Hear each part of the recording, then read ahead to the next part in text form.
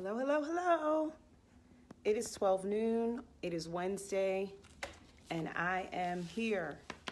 Let me introduce myself. I am Deborah Porter with Moms Mentoring Circle. I support at-home moms with systems to organize themselves, their lives, their homes, their children, and also realize the goals that they've set for themselves. So good morning, or I guess good afternoon. It's just 12 noon. We are going to talk today about encouraging our kids to be their own best advocate. Hey, Kathy, how are you? So the school system, depending on where you are, we're kind of on the backside of the school year right now. So you may have 8 to 10, maybe 12 more weeks, depending on where your child is in school. And you might be seeing grades right now and not loving all of them. Many of our kids are great students, but there are times when we can see that they've kind of slipped up in a couple of areas. Hey, Stephanie. So if you're seeing a random 0 here or there, if you are seeing maybe a missed assignment or a low test score or something that you're not particularly pleased with, I want to ask you to just hold on before you send that email to the teacher. Just give me about 15 or 20 minutes to talk to you about something else that might be more productive and have more long-lasting effect than you emailing that teacher to find out what's going on. And what I would like for you to do after I share these points is to take these points and really share them with your child and talk to them about the importance of being able to own their own mistakes or problems or concerns that they have and how to approach someone in a manner that can get good results. So today we're going to be talking about encouraging our children to be their own best advocate. There are 5 points I want to talk about today. They are being considerate, being open and honest, being solution-oriented, being appreciative, and then the last one really is for you as the parent, which is role-playing. It's important to help our children get comfortable with some things that may not be second nature through role-playing. These are life skills. Really, it's transferable. Being able to have a difficult conversation with someone that may be an authority over you will be, necessary in college, possibly with a difficult boss. So let's go ahead and dive in. So the first point is being considerate. And really what I'm wanting to address here is realizing that although this may be a pressing issue at the moment for your student, for your child, it is not the only issue going on with this teacher. So it may not be effective to walk up to the teacher for your child to walk up to the teacher and say, "Oh my gosh, I got a bad grade on this test. I need to talk to you about it." Right? Who knows what else that teacher has going on? So being considerate and really approaching the teacher and saying, "I'm not really pleased with what I did on this last exam," or "I'm not really pleased with my grade on that last paper," or "I know I turned in an assignment late. Would you have some time in the next couple of days that we can talk about it? I can come in early before school starts. I can stay late after school is over. I can come on my recess or my lunch break." But really asking the teacher what is convenient for them. I would suggest if your child can come to school early before the day starts, that might be best. It's before the day. You don't know what kind of a day that teacher is going to have. And sometimes the end of the day, they're done. And I don't blame them. I'd be done as well. You really couldn't pay me to be in a class with 20, 30, 40, a college professor, 100 students. So if your child is able, if you're able to get your child there before the school day starts, if that teacher arrives early, being there before the day can kind of be, it's a fresh start to the new day for your student as well as for the teacher. You may be able to get more things accomplished. Hey, Janine. So that is for being considerate. The second point is being open and honest. Require your child to really just fess up and own where they are and what they've done and not to make excuses for their behavior. I turned the assignment in late. There's a period after that.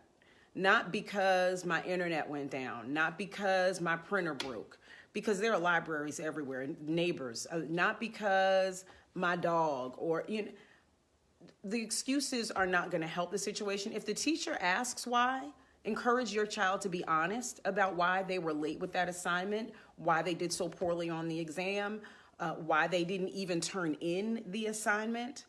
Some of us have kids that assignments are in lockers. They've done the homework. They've done the paper. It's in their locker. I don't understand it. I have no, I don't know. I can't explain that. But require your child to be honest. I didn't do the assignment. The assignment was late. I'm wondering if you can help me. Can you look at my notes? This is how I studied for the test. These are my notes. This is what I did. Maybe I'm not studying properly. Or this is how I prepared for this test. This is, the things that I put in place. Can you help me? Maybe I'm not doing it the best way. I've often told my kids that classrooms are not a democracy. The teacher is the king. You don't have to agree with what the teacher wants, how they want it, when they want it. You don't get to vote. The teacher determines what's going to happen, and you are to comply. As it pertains to assignments and the structure of the classroom and how her classroom or his classroom will be run, it's really not up for debate. So it's better to comply, and then if they have questions, to ask questions, but it's better to then comply with what the teacher is requiring.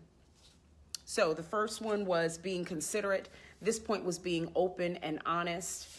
The third point is being solution-oriented. So it's not the teacher's responsibility to figure out how your child needs to do better. It is your child's responsibility to really take that by the horns and own it for themselves and go and request assistance and help. And so being solution-oriented means asking for extra help. That same approach works in this situation as it did with being considerate. Asking the teacher, are you available before class? Can I, eat my sandwich real quick and come to your classroom if that's your planning period to get some extra help? It's really your child's responsibility to take ownership of this and really to lead the charge in what they need and how they need extra assistance. They can also ask if there will be an opportunity for extra credit assignments throughout the school year. Most teachers will provide some type of extra credit help. There's no wrong way to ask for that. Your student can absolutely ask if there will be an opportunity for that. Y'all, I'm trying to read my own handwriting, and I'm having a hard time. Here it is. Okay, got it. So the other thing in being solution-oriented is offering to the teacher what they've put in place to ensure this doesn't happen again.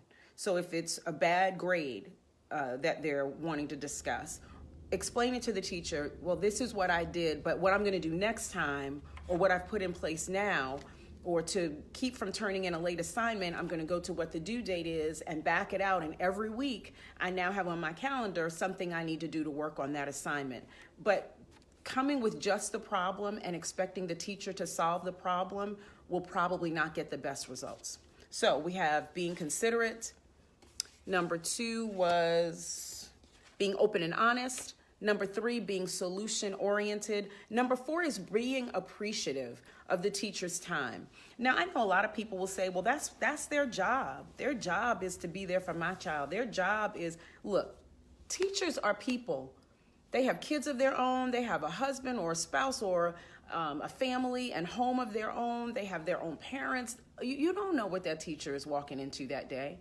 So teachers are people. So instead of placing that kind of expectation in our child, that's the teacher's job, that's what they have to do, really require your child to be appreciative of the teacher taking the extra time to meet with them, taking the extra time to help them come up with a plan of how to be better, how to be a better student, how to be a better note taker, how to study better. And that needs to be a follow-up, whether it's an email thank you, an actual thank you note, oh my gosh, who writes notes anymore, or an actual verbal thank you.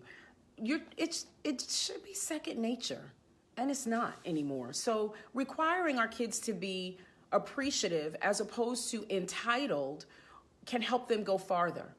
That kind of character trait, people remember that. And sometimes when your kid is right on the fence between a B and an A, they may get bumped to that A. If that teacher has seen the extra effort, if that teacher knows that this student is trying harder, has made some changes, is doing some things differently, I've seen that happen even for my own children. So number 5 is role playing. And that's really for you, the parent. And this, it feels a little awkward at first, I'll admit, but it really does help your child, your student, to be able to walk into having to have a difficult conversation, feel a little bit more prepared because they've had the opportunity to kind of hash this out a little. So you take on the role of a teacher, maybe a nice teacher, a kind teacher, maybe a more difficult teacher, an impatient teacher, but kind of be those different roles so that as your child is approaching, they will have to be able to figure out what tactic is going to be best. And then switch roles. Let your child be the teacher and you be the student to then kind of walk them through how this can look or things you should say, or if a teacher says this, here's a good response. And it doesn't take a lot of time. You can do this in the car, you can do this over the dinner table. This isn't going to take a lot of time to do. And you can do it just kind of in your normal day-to-day routine with your kid. But it can help them to feel a little bit more prepared when they're walking into that situation. Look, there's always a road back from having made a mistake. There's not a person in the world that's not made a mistake. And really what we want to help our children to do, even when they're wrong, is to come back and admit they're wrong, admit the mistakes they made, and then ask for help on creating a path back. That's really all that we can ask for any of them to do. And asking a teacher, I'm going to say this as part of the be solution oriented. Asking a teacher if you can still turn in a late assignment is not a bad thing. Look, you already have maybe a 0. They already have a 0 or a 50% credit. It's not going to harm anything to ask, I know it's late, can I still submit it for half credit? I know it was, I didn't do it, but if I do it and do more, if I do more of what was required, can I still submit this late assignment and get any credit for it?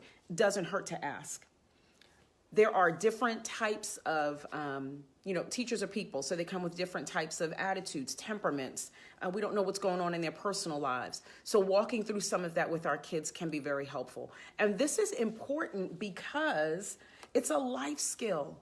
Being able to talk to a person in authority and work out a situation is a life skill. A difficult boss, a professor at school, having this skill is helpful. So before you get that grade, see that assignment, and begin sending that email to the teacher, take a few minutes and try to help your child come up with a solution and a plan for themselves, especially if your child is in middle school, because high school will be just that much more demanding. So if your child's in middle school, this is a really good age to begin to try and practice. Hey, Amanda, try and practice. How do I advocate for myself? Okay, I blew this. I did not study for this test. I was a little cocky. I thought I was going to do a little bit better than I did. I didn't. Didn't work. Going to that teacher and then being able to say, hey, Walanda, Amanda absolutely agrees. Yes, Walanda says great information. Thank you. Yeah, it's necessary.